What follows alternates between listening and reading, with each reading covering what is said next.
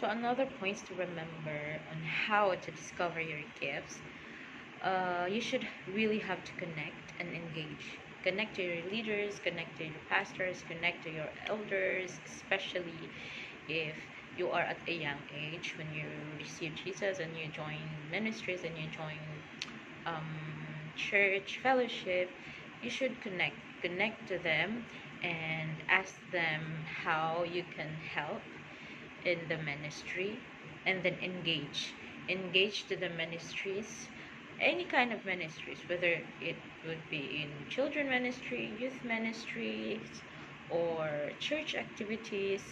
Engage, and then lately you will realize that you are really effective in such a specific ministry that God has given you and installed in you. You will know that, you will realize that, oh, I think I'm more effective in this area of ministry. You will know that, and God will also tell you, and He will confirm it through the words as you continue meditating, as you continue reading His Word, and as you continue to connect and engage with different kinds of people, leaders, not just within your church, but as well as in the body of Christ. When I say in the body of Christ, even if it's in different denomination, you connect and you engage, it's really helpful.